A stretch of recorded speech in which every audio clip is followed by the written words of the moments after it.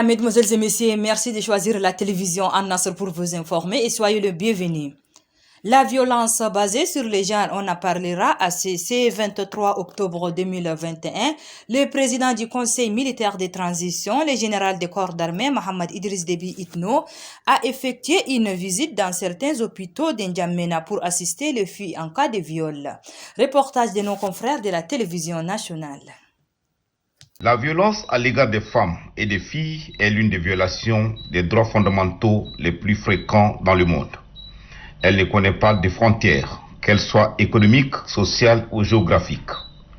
À l'échelle mondiale, on enregistre quotidiennement des femmes et filles victimes de violences physiques ou sexuelles. Si le phénomène n'est certes pas nouveau au Tchad, cependant, il prend de l'ampleur ces derniers temps, dans les villes comme les villages. Quotidiennement, les jeunes filles sont violées. Des femmes sont battues et torturées par ceux auprès de qui elles sont censées trouver refuge, protection et amour. Les derniers cas en date enregistrés sont ceux de Hawa, âgée de 25 ans, sauvagement battue, torturée et mutilée par son conjoint, et la petite et innocente Massine, âgée de 5 ans, abusée par un homme de 40 ans. Informé de ces actes de cruauté, le chef de l'État, le général des corps d'armée, Mohamed Idriss Déby Itno, est allé samedi matin au chevet des deux victimes admises pour des soins à l'hôpital de la mère et de l'enfant et à l'hôpital de l'amitié Tchad-Chine. Se rendant à leur chevet, le chef de l'État est certes allé exprimer sa solidarité et sa compassion avec elles, mais il a tiré sur la sonnette d'alarme. Trop c'est trop et cela doit cesser, a-t-il indiqué. La prévention, la sensibilisation et l'assistance sont importantes et nécessaires, mais au-delà de l'indignation et de la dénonciation de ces pratiques, la justice doit désormais sévir.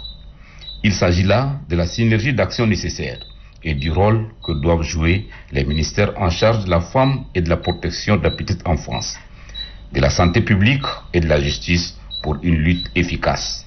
Le Tchad a souscrit à de nombreux textes et conventions qui protègent les droits de la femme et de la petite fille.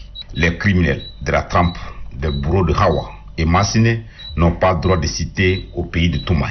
À l'écoute de la population et particulièrement sensible au bien-être de la femme et de la fille tchadienne, le président de la République, le général des corps d'armée, Mohamed Idriss Déby Itno, s'engage à prendre les commandes de la lutte contre toutes les formes de violence à leur égard. Il ne doit plus avoir d'autres Hawa ou Massine, car le Tchad ne s'accommodera plus. Je veillerai personnellement pour que ces criminels soient châtiés et que justice soit rendue, a averti le chef de l'État. À bon entendeur, salut. À l'occasion de la Journée internationale des Nations Unies, le secrétaire général Antonio Guterres appelle tout le monde à faire corps autour des idéaux des Nations Unies pour changer le monde. Suivez un extrait de ses propos au micro de nos confrères de la télévision nationale. Il y a 76 ans, était fondée l'Organisation des Nations Unies, porteuse d'espoir pour un monde tout juste sorti des ténèbres d'un conflit catastrophique. Aujourd'hui, les femmes et les hommes qui composent l'ONU font vivre cet espoir partout sur la planète. Le Covid-19, les conflits, la faim, la pauvreté et l'urgence climatique nous rappellent que notre monde est loin d'être parfait. Mais ils montrent aussi clairement que la solidarité est la seule voie possible pour aller de l'avant. Nous devons agir ensemble pour relever les grands défis auxquels nous sommes confrontés et progresser dans la réalisation des objectifs de développement durable. En veillant à ce que chaque personne partout dans le monde ait accès au vaccin contre Covid-19 le plus rapidement possible. En protégeant et en faisant respecter les droits et la dignité de tous, en particulier des personnes les plus pauvres et les plus défavorisées, des filles et des femmes, des enfants et des jeunes.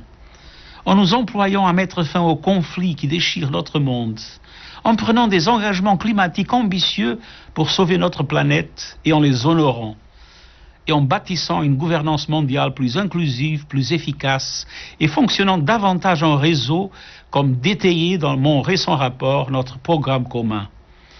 Les valeurs qui sous-tendent la Charte des Nations Unies depuis 76 ans, la paix, le développement, les droits humains et l'égalité de chance pour tous, n'ont pas de date d'expiration. à l'occasion de la Journée des Nations Unies, faisons corps autour de ces idéaux et soyons à la hauteur de la promesse du potentiel et de l'espoir qui incarne l'ONU. Et puis en politique, l'Union pour la refondation du Tchad a lancé officiellement ses activités politiques. C'est au cours d'une conférence de presse animée par son président ce 23 octobre 2021 à l'hôtel La Résidence. Objectif, participer par la voie démocratique à la conquête du pouvoir. Pour redonner confiance aux Tchadiens, un nouveau parti baptisé Union pour la refondation du Tchad est né ce samedi 23 octobre 2021 et se donne les moyens de traduire en actes les missions importantes afin d'œuvrer pour une bonne gouvernance dans un état de droit. Promouvoir le respect et la dignité humaine, la liberté de conscience et d'expression, maintenir la paix et l'unité nationale, renforcer la démocratie représentative en vue d'une démocratie participative, instaurer une justice indépendante et accroître la participation d'employabilité des jeunes et des couches vulnérables, promouvoir les valeurs de solidarité fondamentales, renforcer et adopter la formation technique et professionnalisante des jeunes et promouvoir une politique d'attraction des investissements, renforcer l'intégration sous-régionale afin d'engendrer l'intégration effective des peuples, aussi œuvrer pour une coopération internationale juste et équilibrée. Telle est la mission de ce parti. C'est une analyse approfondie de la situation socio-politique de notre pays avec des cadres de très haut niveau, des experts, des consultants nationaux, des personnes aux ressources et des membres de la diaspora tchadienne pour recueillir avis, conseils et orientations afin d'avoir une vision claire de la situation socio-politique de notre pays, de définir nos objectifs et de parfaire notre programme politique. De cette analyse, il nous a paru très clairement que les Tchadiens que nous sommes n'avons pas beaucoup appris de l'histoire, car tous les régimes qui se sont succédés au pouvoir ont répété les mêmes erreurs les uns après les autres. Dans quelques jours, plus précisément le 30 octobre, aura lieu l'intronisation du sultan de Dar-Kapka, Sa Majesté Mohamed Ali Abdallah Bourgo. À cet effet, une équipe de la radio-télévision An-Nasra a interrogé le comité d'organisation pour en savoir plus sur l'état d'avancement des préparatifs. Suivez les réponses. Ils sont au micro de notre reporter Ahmed Moussa Khalil. Nous avons pris toutes les mesures qui s'imposent pour faire de cette cérémonie une cérémonie qui répond à la taille, n'est-ce pas, qui est attendue. Et nous assurons à tout le monde que toutes les dispositions nécessaires sont déjà prises pour éventuellement que la fête commence le 30. Donc le 30 dans la matinée, aux alentours de 10 heures, la cérémonie d'intronisation va commencer. Certainement, le déplacement à partir d'Anjamena va commencer à partir du 27. Le chemin va prendre au moins 2 journées. Arrivé sur Matajana le 29,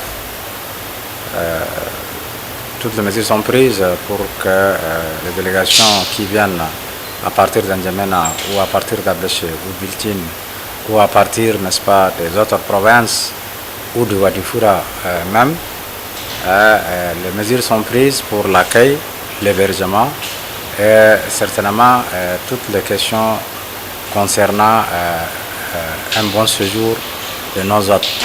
Tout ceci est pris. Il faut se dire aussi que la population des 17 cantons du département de Migré doivent aussi venir certainement avec leurs moyens qui sont souvent sur le dos de chameaux, sur le dos de chevaux et en véhicule et tout ça. La fête elle est grandiose, la fête elle est très importante et le comité a pris la taille et la mesure, n'est-ce pas, de la grandeur de cette fête et tout est, Inch'Allah, à l'ordre. Le sultanat est le garant de nos us et coutumes. À ce sens, nous avons tous un respect envers cette tradition, envers notre culture, et que ainsi faire, nous sommes en train, n'est-ce pas, de faire une réalité. Et cette réalité consiste à, en quelque sorte, nous aider à bien mettre en place nos coutumes. Donc, c'est une occasion pour que les Tchadiennes ou les Tchadiens venir découvrir le pays Kapka. Est un pays riche de culture, est un pays riche, n'est-ce pas, de tourisme, avec ses montagnes, avec ses richesses. Il faudrait qu'on arrive à découvrir ces coins du Tchad pour, n'est-ce pas, arborer sa beauté. Il faut que ça soit une partie aussi d'un tourisme interne. Nous n'avons pas besoin seulement de l'extérieur, mais il faudrait qu'à l'intérieur du pays, qu'on essaye de se visiter et de se rendre. À ce sens, donc, je conseille aux invités de venir, n'est-ce pas, découvrir le pays Kapka. Le comité d'organisation travaille d'arrache-pied pour organiser ces grands événements historiques vers Kapka. En effet, ce comité a été mis en place depuis février et nous avons commencé à préparer minutieusement cette cérémonie qui était d'ailleurs fixée depuis mars.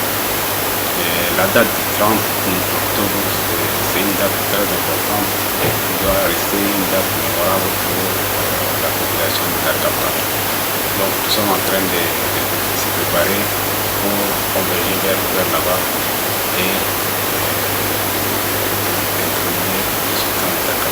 Non seulement l'aspect sécurité physiquement, mais aussi l'aspect sécurité sanitaire aussi.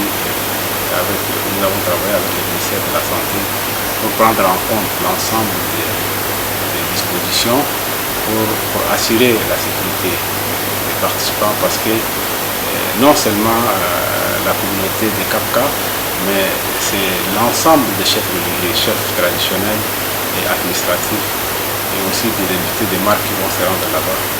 Et toutes les dispositions sont prises, surtout en matière de sécurité sanitaire, et aussi la sécurité, le reste de la sécurité est assuré par l'État. Donc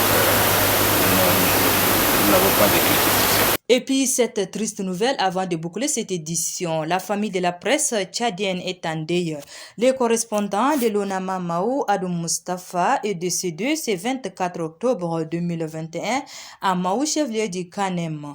Par cette triste nouvelle, le président du conseil d'administration de la radio-télévision An-Nasr et tout le personnel présentent leurs sincères condoléances à sa famille ainsi qu'à l'ensemble de l'ONAMA. Qu'Allah l'accueille dans son vaste paradis. Inna lillahi wa inna ilayhi raji'un.